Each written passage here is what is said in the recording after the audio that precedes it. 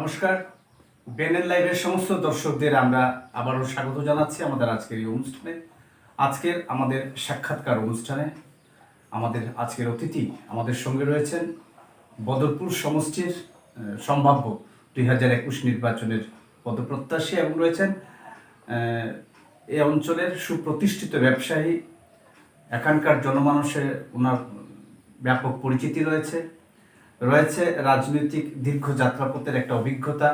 তাছাড়া ভারতীয় জাতীয় কংগ্রেসের সেবা দলের যে শাখাটি রয়েছে সেই শাখার করিমগঞ্জ জেলা ভিত্তিক কর্মকর্তা আমাদের সঙ্গে রয়েছেন আহাদ তালুকদার। স্যার, প্রথমেই বিএনএন লাইভে আপনাদের স্বাগত জানাচ্ছি। আপনারা তো মূল্যবান সময় স্পেয়ার করে আমাদেরকে আজকের অনুষ্ঠানে আমন্ত্রণ জানিয়েছেন, সাড়া দিয়েছেন, তার জন্য অসংখ্য ধন্যবাদ। আপনাদেরকেও আমি আমার অন্তরের অন্তঃস্থল থেকে ধন্যবাদ জানাচ্ছি, বিএনএন পরিবারদেরকে। স্যার, আমরা আজকের এই আলোচনায় আমরা কিছু আলোচনা করব আপনার রাজনৈতিক যাত্রাপথ নিয়ে বা 2021 নির্বাচনে আপনি সম্ভাব্য প্রার্থী, যেটা পত্রপত্রিকার মাধ্যমে আমরা জানতে পেরেছি। দ্বিতীয় প্রশ্ন হচ্ছে যে সাধারণ মানুষের কাছে আপনি গিয়েছেন, এখানে আবার ট্রায়াঙ্গুলার লড়াই আপনার বদরপুর সমষ্টিতে, সেই হিসেবে আপনার পরিকল্পনা আগামী দিনের বা বর্তমান রাজনৈতিক যে প্রস্তুতি, সেটা নিয়ে আমরা আজকে এই আলোচনা। তো স্যার, প্রথমে আমরা জানতে চাইবো আপনার কাছে যে আপনি কত সাল থেকে রাজনীতির ময়দানে আছেন?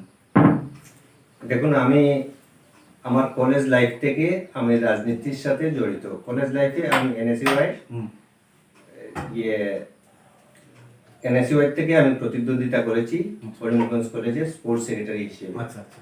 সেই থেকেই আমার, মানে তখন সালটা কত হবে? সালটা 87 হবে।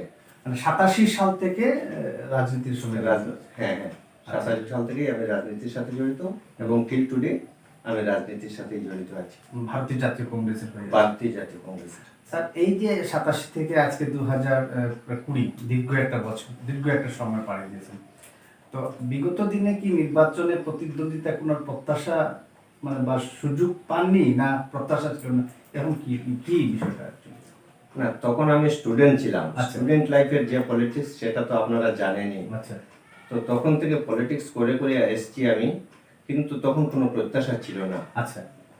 এখন আমি একটা স্টেজে এসে পৌঁছেছি। আচ্ছা। এখন আমার প্রত্যাশা, দেশের যে বর্তমান দুরবস্থা আমাদের বদরপুর সমষ্টির, এই দুরবস্থার কথা মাথায় রেখে আমি অ্যাক্টিভ পলিটিক্সে আসতে আমার মন চাইছে। আচ্ছা আচ্ছা। বদরপুরের দুরবস্থার কথা যেটা বললেন, এই আপনার এই কথা থেকে একটা প্রশ্ন উঠে আসছে, যেহেতু লাস্ট 15 ইয়ার্স থেকে যদি আমরা ধরি, যদি দেখি আমরা লাস্ট 15 ইয়ার্স থেকে কিন্তু আপনার দলেরই বিধায়ক, তো এই ব্যাপারে দুরবস্থা বলতে মানে কি বোঝাতে চাইছেন? না, দেখুন, আমাদের বর্তমান বিধায়ক জামাল উদ্দিন সাহেব গত 15 বছর থেকে প্রতিনিধিত্ব করে এসছেন এবং ওনার পিরিয়ডে যেটুকু আমাদের রাস্তাঘাটের ডেভেলপমেন্ট সেটুকু হয়েছে। কিন্তু শুধু রাস্তাঘাটের ডেভেলপমেন্ট হলে আমাদের চলবে না। আমাদের বর্তমান যুব প্রজন্মরা উচ্চশিক্ষায় শিক্ষিত হচ্ছে, ওরা চাকরি বাকরি কিচ্ছু পাচ্ছে না এবং আমাদের নিরাপত্তাহীনতায় ভুগছে আমাদের বদরপুর সমষ্টির মানুষ। তৎসঙ্গে আমাদের স্বাস্থ্যের পরিকাঠামোটা একেবারে ভেঙে পড়েছে। ভারতীয় সংবিধান আমাদেরকে যে কয়েকটি ফান্ডামেন্টাল রাইটস দিয়েছে, সেই রাইটসের মধ্যে শিক্ষা, স্বাস্থ্য এবং নিরাপত্তা, এই তিনটা জিনিস আমি মেজর বলে মনে করি। কিন্তু এই তিনটা জিনিসের খুবই অভাব আমাদের মধ্যে, এই বদরপুর সমষ্টির মধ্যে। না কোনো স্কুল কলেজ আছে ভালো, আমাদের যুবতী মেয়েরা পড়তে চাইলেও পড়তে পারছে না, শুধু স্কুল কলেজের পরিকাঠামোর অভাবে।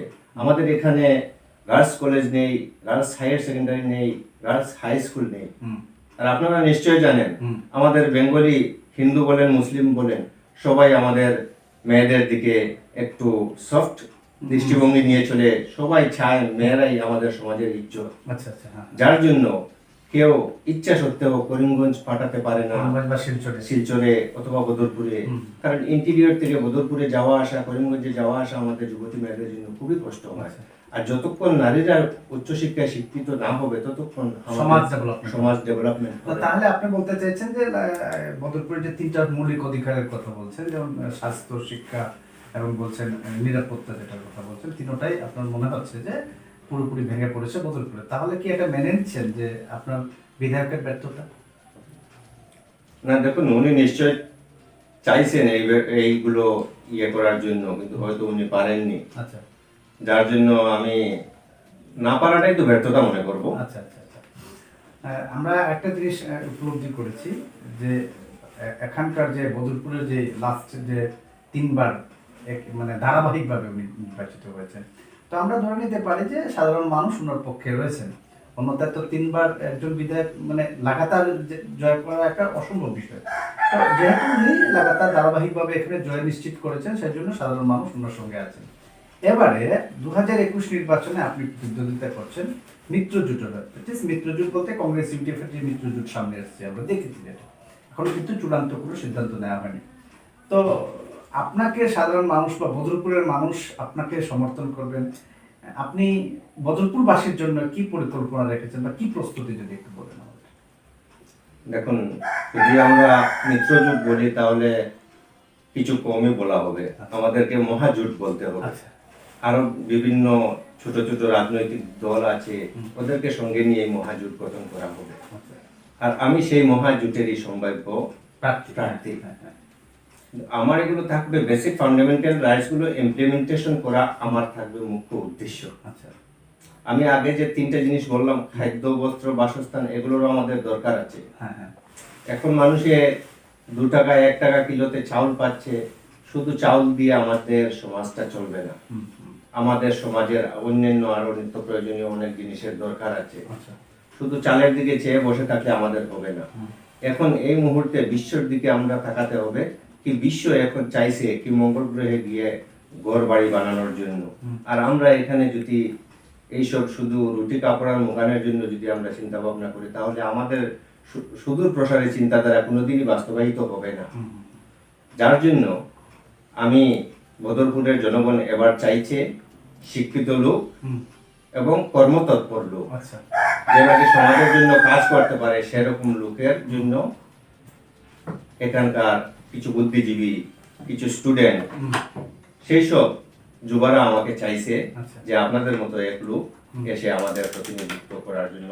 আমাকে বারবার ওনারা ডেকেছে, যার জন্য আমি ওনাদের ডাকে সাড়া দিয়ে আমি রাজনীতি। আপনার বদরপুরের জন্য কি কি পরিকল্পনা রয়েছে? দেখুন, বদরপুরের জন্য আমি সর্বপ্রথম বলবো, আমাদের এখানে স্বাস্থ্য পরিকাঠামো একদম ভেঙে পড়েছে। যার জন্য এখানে যদি আমাদের স্বাস্থ্যের কোনো প্রবলেম হয়, আমাদের শুধুমাত্র একটা শ্রীগৌরী হসপিটাল আছে। শ্রীগৌরী হসপিটাল যাওয়ার সাথে সাথে ওনারা রেফার করে দেয় শিলচর মেডিকেলে যাওয়ার জন্য। কিন্তু আমাদের এখানে এত, আবার গুড়ামারা একটা আছে, কি ওইটার নাম, কচুয়ারদাম হসপিটাল। কচুয়ারদাম হসপিটালে 50 না 57 কত সিটের একটা ইয়ে আছে, আপনি দেখবেন ওখানে গিয়ে, ওখানে গরু ছাগল এইগুলো সব সময় থাকে। আমাদের এগুলো পরিকাঠামো উন্নত করা, আমাদের যাতে কোনো অসুখ বিসুখ হলে আমরা ওই হসপিটালে যাওয়ার পরে ওইখান থেকে যাতে গৌহাটি রেফার করা হয়, আর শিলচর যাতে করা না হয়, সেই ব্যবস্থাটা আমি করব। আর এখানে girls college, girls higher secondary, এসবের খুবই দরকার আছে। আমি বিগত দিন থেকে আনাচে কানাচে ঘুরে ঘুরে যে রূপটা আমি পেয়েছি সেটা দেখেছি, শুধু ইনস্টিটিউশনের অভাবের জন্য আমাদের ছেলেমেয়েরা পড়াশোনায় অনেক পিছিয়ে আছে। আর একটা জাতি যদি শিক্ষা দিকে উন্নত না হয়, তাহলে ওরা মানে একটা সুস্থ সমাজ গঠন হবে না। মানে আপনি মূলত চাইছেন যে এই 3টা ফাউন্ডেশন, যেটা বেসিক নিডস মানুষের, শিক্ষা এবং স্বাস্থ্য ব্যবস্থাটা ডেভেলপমেন্ট করা, বদরপুরের যে শৈক্ষিক পরিকাঠামো ভেঙে পড়েছে সেটাকে আরো ডেভেলপমেন্ট করা। তো বর্তমান যে সরকার রয়েছে, ভারতীয় জনতা পার্টির নেতৃত্বাধীন সরকার, যেটা রাজ্য সরকারের কথা বলছি, সেই সরকার তো বলছে সবকা সাথ সবকা বিকাশ সবকা বিশ্বাসের একটা স্লোগান দিচ্ছে। তাহলে বদরপুর এত পিছিয়ে পড়ার কারণ কি? না, সেটা দেখুন, সবকা সাথ সবকা বিকাশ তো ওনারা মুখেই বলছেন, নাহলে মাইনরিটির এত বড় কেলেঙ্কারি হয়ে গেল ছাত্রবৃত্তির, সেটা তো এই সরকারের আমলেই হয়েছে। যদি ওনাদের পরিকল্পনাটা ট্রান্সপারেন্ট থাকতো, কাজগুলো যদি ট্রান্সপারেন্ট হতো, তাহলে এত বড় একটা কেলেঙ্কারি এখানে হতো না।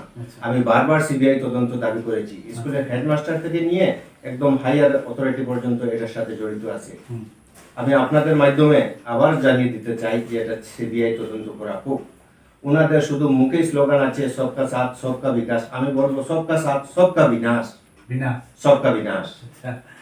তো না, এই সরকার আবার বলছে যে আমি খাবো না দেবো না, একটা যে জিরো টলারেন্স দুর্নীতিতে একটা, মানে ওনারা বলছেন আমাদের দুর্নীতিতে জিরো টলারেন্স, সেই হিসাবে ওরা মানে আপনি কি বলতে চাইবেন এই ব্যাপারে, আপনার কি প্রতিক্রিয়া? না দেখুন, এটা পুরো আমাদের দেশের লোক, পুরো ভারতবর্ষের লোকই জেনে গেছে যে জিরো টলারেন্স হচ্ছে না লুটে ফুটে খাওয়া হচ্ছে। আজকে দেখুন, এই নরেন্দ্র মোদী সাহেব আমাদের রামনগরে দাঁড়িয়ে বলেছিলেন কি আমাকে ভোট দিন, সর্বানন্দ সরকারকে আপনারা জিতান, সর্বানন্দ সবার আনন্দ, আমি 5 গ্রাম পেপার মিল 6 মাসের ভিতরে চালু করে দেবো। আজকে 6 বছর হয়ে গেল 5 গ্রামের পেপার মিল, এটার সাথে শত শত পরিবার জড়িত আছে, যে বাচ্চা কাচ্চাগুলো খেতে পাচ্ছে না, এখন ভিক্ষার বাটি নিয়ে বেরিয়ে পড়েছে। সেই রকম অবস্থা এই কিছুদিনের ভিতরে দেখবেন, মনে হয় এটা নিলামে বিক্রি হয়ে যাবে। আগামীতে যদি আপনার সরকার আসে তাহলে কি 5 গ্রাম কাগজ করার কোনো পরিবর্তন আসবে? আমি আশা করি পরিবর্তন আসবে, কারণ ভারতবর্ষের পরিবর্তন যেটুকু হয়েছে ব্রিটিশের পরে সেইটুকু কংগ্রেস আমলে হয়েছে, এবং আপনি আজকে যে রাস্তা দিয়ে এখানে এসেছেন সেই রাস্তাটাও কংগ্রেসের আমলে হয়েছে। এবং আমরা যারা অসুখ বিসুখ হই, বড় বড় হসপিটালে গিয়ে যেখানে আমরা চিকিৎসা করাই, অথবা আমাদের মন্ত্রিসভার বড় বড় দাপুটে মন্ত্রীগণ গিয়ে যে হসপিটালে ট্রিটমেন্ট করিয়েছেন, সেই সব কংগ্রেসের অবদান। এটা আপনি মনে করেন? হ্যাঁ, আমি মনে করি কি ভারতবর্ষের মানুষ মনে করে। এখন বলছে যে বিগত দিনের যে সরকার ছিল এরা তো শুধু বরাক, বিশেষ করে বরাক উপত্যকার কথা যদি বলি, বরাক উপত্যকার কোনোদিনই মানে সেই চোখে দেখিনি, সবসময় একটা বঞ্চনার চোখে দেখেছে আপনাদের সরকার, বিগত সরকার, মানে কংগ্রেস আমলের সরকার। দেখুন, বরাক ব্রহ্মপুত্রের মধ্যে যে মৈত্রীর সম্পর্ক যেটা, সেটা সর্বানন্দ সোনোয়াল তো বারবারই বলেছেন কি বরাক ব্রহ্মপুত্রের মধ্যে আমরা মৈত্রীর সম্পর্ক গড়ে তুলব। কিন্তু আপনারা দেখতে পাচ্ছেন কিছুদিন আগে 111 জনকে কৃষি বিভাগে চাকরি দেওয়া হয়েছিল, তার মধ্যে বরাকের একজনও নেই। এটাই কি ভাতৃসুলভ না বিমাতৃসুলভ ব্যবহার করা হয়েছে বরাকবাসীর সাথে? আচ্ছা, আরো যেগুলো চাকরি বাকরি দেওয়া হচ্ছে ফোর্থ গেটে চাকরি পাওয়ার মতো লোক বরাক বাংলাভাষীর মধ্যে নেই, এরকম বিমাতৃসুলভ আচরণ আমাদের সাথে করা হচ্ছে। এরকম কিন্তু কংগ্রেস আমলে কোনো দিনই হয়নি। কংগ্রেস আমলে তো একটা জিনিস হয়েছে যেটা আমরা দেখছি, কংগ্রেস আমলে যেমন বরাকের ডেভেলপমেন্ট, যেটা ডেভেলপমেন্ট খাতে বলা হয়েছিল, লাস্ট ইলেকশনের কথা যদি বলি, বেশ কিছু গোটা বরাক জুড়ে একটা মহকুমার ডিক্লারেশন দেওয়া হলো, 1000 কোটির প্যাকেজ দেওয়া হলো, কিন্তু আলটিমেটলি দেখা গেল এসব ভুয়ো। না, এসব দেখুন বিভিন্ন সময়ে বিভিন্ন দল সংগঠনে এরকম দিয়ে থাকে। আচ্ছা, কিন্তু কংগ্রেসের এরকম কোনো কিছু নেই। কংগ্রেসে যেটা করে সবাই ট্রান্সপারেন্ট, ওসব যেটা প্রতিশ্রুতি দেওয়া হয় সেটা পালন করা হয়। আচ্ছা স্যার, তো আমরা এতক্ষণ আমরা শুনলাম, বেশ কিছু আলোচনা করলাম। এখন আমি যদি আপনার সরাসরি রাজনৈতিক আলোচনা যদি করি, মানে ধরুন আপনার বিষয়ে যে বদরপুর থেকে আপনি প্রতিদ্বন্দ্বিতা করতে চাইছেন, আচ্ছা বদরপুরের মানুষ আপনাকে কেন ভোট দিতে চাইবে? বদরপুরের মানুষ ডেভেলপমেন্টের ভিত্তিতে, কে ডেভেলপমেন্ট করতে পারবে, কে আনএমপ্লয়মেন্ট দূর করতে পারবে, কে শিক্ষা দীক্ষার উন্নত করতে পারবে, কে সেফটি সিকিউরিটি দিতে পারবে, সেই সবের উপরেই ভিত্তি করে বদরপুরের জনগণ আমাকে ভোট দেবে। এবং বিগত কোভিড ভাইরাসের সময় মানুষে দেখেছে আমি ইচ এন্ড এভরি ডোরে আমি গিয়েছি, তালুকদার আমি আমার নিজের পকেট থেকে, নিজের ফান্ড থেকে পয়সা খরচ করে গরিব দুঃখী মানুষকে একবেলা হলেও আমি অন্ন যোগানোর চেষ্টা করেছি। এবং বিভিন্ন সময়ে মানুষের যখন যে পরিস্থিতির মোকাবিলা হয়, যেমন মানুষ এখানে ল্যান্ড চাপা পড়ে মানুষ মরেছে, সঙ্গে সঙ্গে খবর পেয়ে আমি সকাল 6:30টায় গিয়ে হাজির হয়েছি, টানা হিসরা করে আমি মাটি সরিয়ে মানুষগুলোকে বের করে আমি হসপিটাল পাঠিয়েছি। মানুষের বিপদে আপদে সব সময় আহাত তালুকদার বিগত 3 বছর থেকে মানুষের পাচ্ছে, সেই সব মানুষের দেখছে, এবং মানুষ আমাকে বলছে আহাত তালুকদার আপনি আগে চলুন, আমরা আপনার পিছিয়ে আছি। এই অবস্থা থেকে বলছেন যে একটা জনসম্পর্ক রয়েছে আপনার মানুষের সঙ্গে, বিশেষ করে বদরপুরে। তো এখানে আপনি কাকে শক্ত প্রতিদ্বন্দ্বী মনে করছেন? আমি তো শক্ত প্রতিদ্বন্দ্বী আমার বিজেপিকেই মনে করব। আচ্ছা, এখানে দেখা যাচ্ছে আরেকটা বিষয়, বিজেপির অংশটা একটু পরেই বলছি, আমি আলোচনা করছি। আরেকটা ইস্যু দেখা যাচ্ছে যে এআইডিএফ এবং কংগ্রেসের যদি মিত্র জোট হয়, তাহলে একটা জায়গায় আমরা দেখেছি বা গণমাধ্যমে যেটা পরিষ্কার করে বলা হচ্ছে যে কংগ্রেস বদরপুর আসনটি এআইডিএফ কে দেওয়া হবে, মানে টিকেটের যে আপনার হিসাব নিকেশ থাকবে, সেক্ষেত্রে বদরপুরকে এআইডিএফ এর মানে দলের মধ্যে থাকবে টিকিট। সেক্ষেত্রে আপনি কি এই সম্পর্কে জানেন বা এই নিয়ে কিছু কি প্রতিক্রিয়া আপনার? না দেখুন, সেটা মিত্রজোট হবে কি হবে না সেটাও এখনো পর্যন্ত চূড়ান্ত কিছু নেই। হ্যাঁ হ্যাঁ। কিন্তু যদিও হয়, দুপক্ষের মধ্যে যেটুকু ডিসকাশন হয়েছে সেটুকুর মধ্যে উঠে এসেছে যে সিটিং গেটিং হবে, আচ্ছা, হ্যাঁ। স্পেশালি করিমগঞ্জ ডিস্ট্রিক্টের জন্য। আর বাদ বাকি কিছু জায়গায় এরকমও হবে যে কংগ্রেসের প্রার্থী আগে এমএলএ ছিলেন, ওনাকে টিকিট দেওয়া হবে না, এরকম হবে। কিন্তু আমাদের বদরপুরের বেলায় এখানে কংগ্রেসই এই সিটটা পাবে। মানে প্রায় নিশ্চিত বলছেন আপনি? হ্যাঁ, মোটামুটি নিশ্চিত। আচ্ছা, তাহলে আচ্ছা, এই আবার প্রশ্ন আবার আলোচনা আমরা আসি। আপনি বলছেন যে ভারতীয় জনতা পার্টির প্রার্থী আপনার শক্ত প্রতিদ্বন্দ্বী। তো ওনারা বলছেন আবার যে ভারতীয় জনতা পার্টির যিনি এখানে প্রতিদ্বন্দ্বিতা করার প্রত্যাশী, উনি আমাদেরকে বলছেন যে উনার সঙ্গে কারো প্রতিপক্ষ নেই, উনার কোনো প্রতিপক্ষ নেই। ভারতীয় জনতা পার্টি সাধারণ মানুষের আস্থা অর্জন করেছে এবং ওনারা জয়ী হচ্ছেন। এই বিষয়ে কি বলবেন? যেহেতু আপনি একটু আগে বলছেন যে বৈমাতৃসুলভ আচরণ কারা করছে, এই বিষয়ে আপনি একটু আলোচনা করেছেন। সেক্ষেত্রে যাকে বলা হচ্ছে যে যিনি প্রত্যাশী বা ভারতীয় জনতা পার্টির রাজ্যিক একজন নেতা, তিনি বলছেন ওনার কোনো প্রতিপক্ষ নেই, উনি দিচ্ছেন। এবার না, প্রতিপক্ষ নাই যদি বলে থাকেন তাহলে উনি কিভাবে বলছেন আমি সেটা বুঝতে পারছি না। প্রতিপক্ষ তো নিশ্চয়ই একজন থাকবে। না, উনি বলছেন এই কারণে বলছেন যে ওরা উন্নয়ন করছে। ওরা বলছে যে 70 বছরে যে কাজ হয়নি লাস্ট 4.5 বছরে ওনারা করছে। ওনারা সত্যি বলছেন, 70 বছরে যে কাজ হয়নি ওনারা 6 বছরের ভিতরে, লাস্ট 4.5 বছরে এই কাজটা করে ফেলেছে। আচ্ছা, কারণ কি, 70 বছরে আমাদের মধ্যে হিন্দু মুসলিমের মধ্যে যে ভ্রাতৃত্ববোধ ছিল সেটা কেউ ভাঙতে পারেনি, এটা উনি 4 বছরের ভিতরে ভেঙে ফেলেছেন। আচ্ছা, আচ্ছা, আচ্ছা। 70 বছরে যে জিনিসটা ওনারা তৈরি করেছিল সেই জিনিসটা ওনারা বিক্রি করে দিয়েছেন। আচ্ছা, মানে আপনি বলছেন যে কংগ্রেসের আমলে যে দেশের যে বড় বড় প্রতিষ্ঠানগুলো যে কংগ্রেস তৈরি করেছিল সেটা ভারতীয় জনতা পার্টি বিক্রি করে দিয়েছে। আচ্ছা, হিন্দু মুসলমানদের যে ভ্রাতৃত্ববোধ ছিল সারা দেশ জুড়ে, ইভেন আমাদের বড় কুকুরতে একটা ভালো সুসম্পর্ক ছিল, যেটা ওনারা ভেঙে তছনছ করে দিয়েছেন, এরাই করেছেন। কিন্তু ওনারা বলছেন যে আজকের ব্রডগেজ কিন্তু ওনারা আনছেন। কংগ্রেস শুধু ভাওতাবাজি দিয়ে দিয়ে 1996 সাল থেকে লাস্ট 14 সালের কথা যদি আমরা বলি, 14 পর্যন্ত কিন্তু ব্রডগেজটা কমপ্লিট হয়নি। ভারতীয় জনতা পার্টি সেটা করে দেখিয়েছে। এক্ষেত্রে কি বলবেন? দেখুন, ব্রডগেজের কাজটা তখন কংগ্রেস আমলে ওটা চলে আসছিল। আচ্ছা, ধীরে ধীরে ধীরে ধীরে চলে আসছিল। তখন উগ্রপন্থীর সমস্যাটা একটু বেশি ছিল। আচ্ছা, কংগ্রেসে করে এসেছিল। ঠিক মোমেন্টে দেশের জনগণ চাইছিল যে আমরা একটু পরিবর্তন। ঠিক সেই সময় পরিবর্তন হয়েছিল সরকার, এবং ওনারা এসে ট্র্যাকটা রেডি পেয়েছেন, পেয়ে সঙ্গে সঙ্গে ওটা চালু করে দিয়েছেন, যার জন্য ক্রেডিটটা ওনারাই নিয়ে নিয়েছেন। কিন্তু জনগণ সেটা ভালো বুঝে যে এই কাজটা কংগ্রেসেরই কাজ ছিল, প্রজেক্টটা কংগ্রেসেরই ছিল এবং চালু প্রজেক্ট ছিল। শুধু কিছু জায়গা 5-7 কিলোমিটার কাজ বাকি ছিল, এই 5-7 কিলোমিটার কাজ বিজেপি এসে করেছে এবং ক্রেডিটটা ওনারাই নিয়েছে। আহাত তালুকদারকে যদি আমরা প্রশ্ন করি, আহাত তালুকদারের 2021-এর টিকিট সম্পর্কে বা দলীয় মনোনয়নের ব্যাপারে কতটুকু আশাবাদী? আমি তো 100% আশাবাদী যে দল আমাকে টিকিট দেবে, কারণ উন্নয়নের ভিত্তিতে, কাজের ভিত্তিতে কে কাজ করতে পারবে সেটা দল বিবেচনা করেই ভোট দেবে। এখানে স্ট্যান্ডিং এমএলএ রয়েছেন? এখানে স্ট্যান্ডিং এমএলএ রয়েছেন, উনি শারীরিক অসুস্থতার জন্যই একটু মানে একটু ব্যাকফুটে রয়েছেন উনি। আরো দেখছি কিছু আপনার কিছু আপনার দলের কিছু যারা প্রদেশ স্তরের নেতারা বদরপুর চষে বেড়াচ্ছেন। দেখুন, বদরপুরের জনগণের কাছে আমি একটা জিনিস শুনতে পেয়েছি যে এখানে বহিরাগত কাউকে প্রশ্রয় দেওয়া হবে না। বহিরাগত বলতে যারা আমাদের সমষ্টির বাইরের লোক। আমাদের বদরপুরের জনগণ এটাই বলছেন যে জামাল সাহেব যতদিন সুস্থ ছিলেন, শুধু রাস্তাঘাটই হোক, ডেভেলপমেন্ট হয়েছে শুধু ভূমিপুত্র হওয়ার জন্য। আমরা বিগত দিনে অনেক বাইরা ক্যান্ডিডেটকে ভোট দিয়েছি, এই বদরপুরবাসী ভোট দিয়ে আসামের মুখ্যমন্ত্রী বানিয়েছে, যার জন্য আমাদের কিন্তু সেই যে তিমিরে ছিলাম সেই তিমিরেই রয়ে গেছি। কিন্তু শুধুমাত্র যেটুকু ডেভেলপমেন্ট হয়েছে স্বাধীন ভারতে সেইটুকু আমাদের ভূমিপুত্র জামাল সাহেব হওয়ার জন্য হয়েছে, যার জন্য আগামীতে আমাদের জনগণ ভূমিপুত্রকে ভোট দেবে, বাইরে কাউকে ভোট দেবে না। আপনি বলছেন যারা চষে বেড়াচ্ছেন এরা পাত্তা পাচ্ছে না?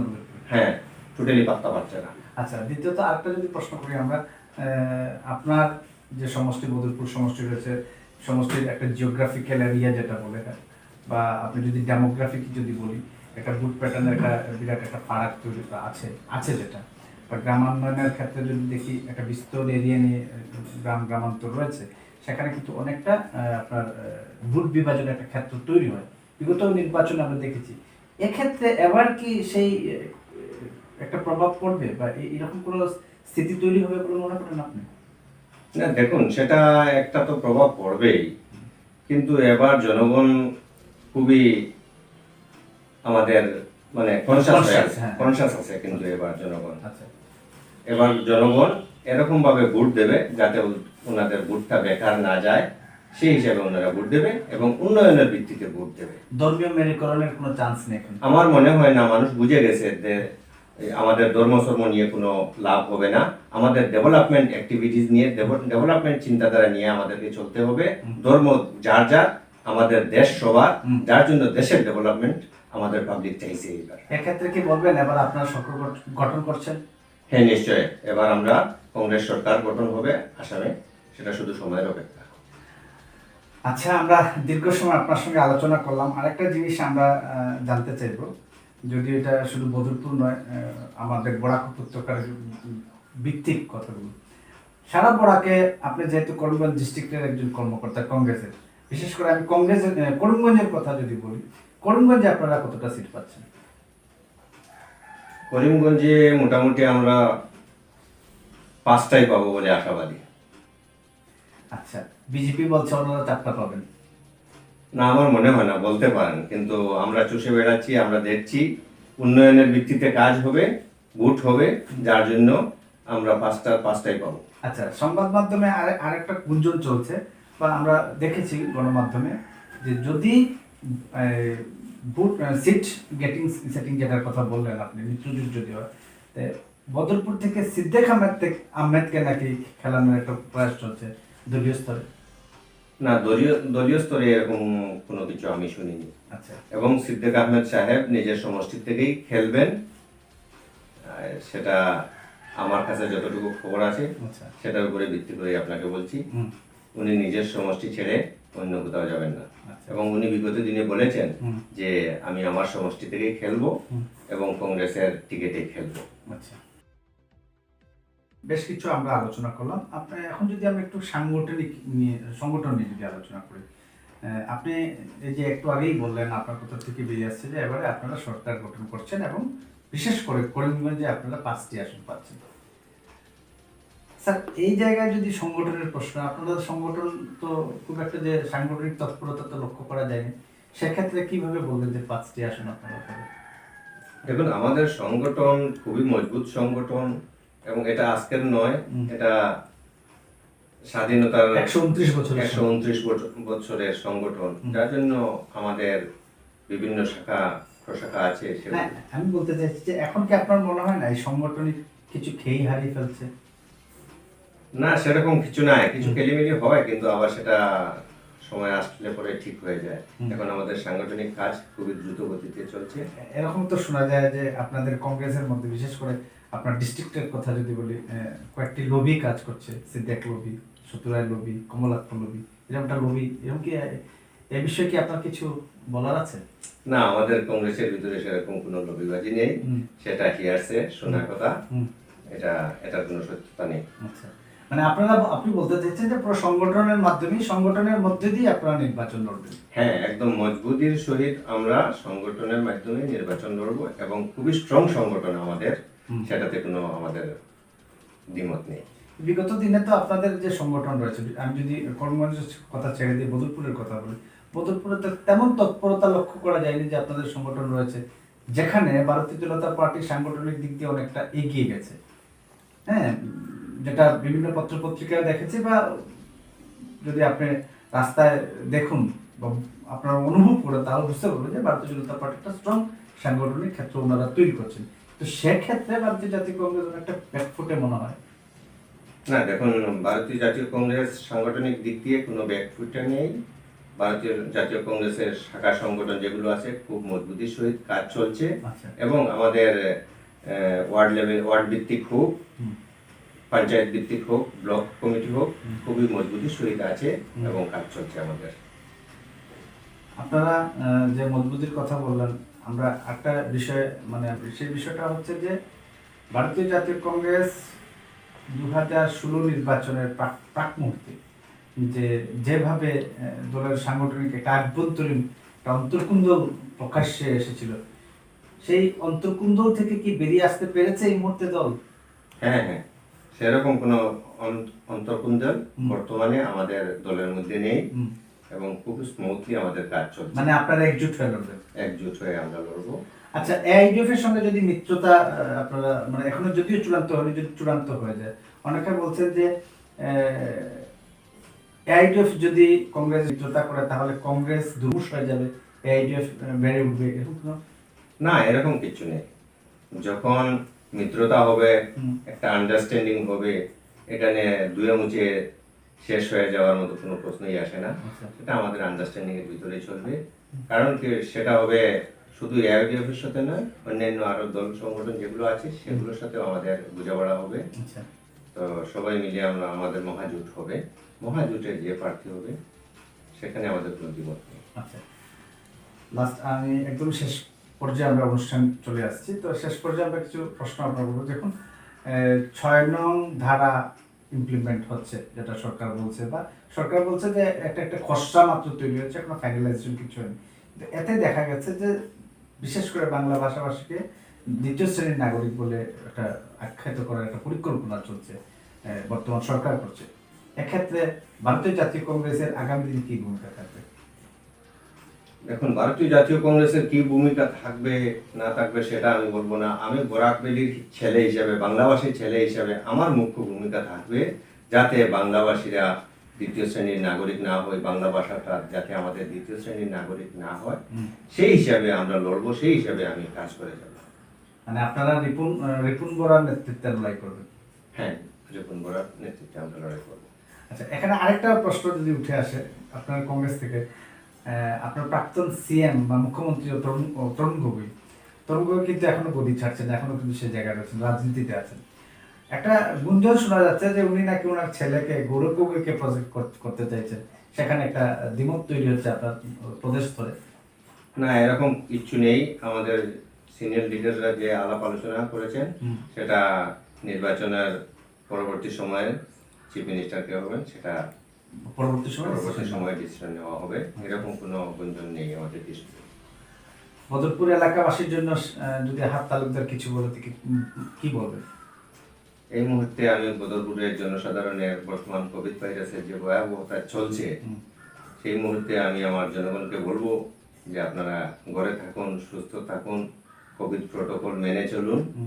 এটাই আমার দোয়া আশীর্বাদ থাকলো সবার প্রতি, এবং সবাই সুস্থ থাকুন, ভালো থাকুন, এটাই কামনা করি।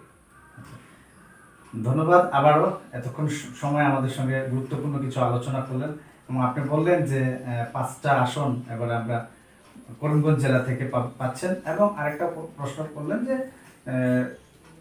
মিত্র জোট যেটা হচ্ছে, মিত্র জোট এখনো চূড়ান্ত হয়নি যদিও, তবে শুধু এআইডিএফ এর সঙ্গে জোট হয়নি, জোট হয়েছে আরো ছোট ছোট রাজনৈতিক দলকে নিয়ে, এবং আগামী দিনে সেই মিত্র জোটের মাধ্যমে আপনারা লড়াই করবেন এবং আসামে সরকার গঠন করছেন, এটা আপনি বললেন। অসংখ্য ধন্যবাদ।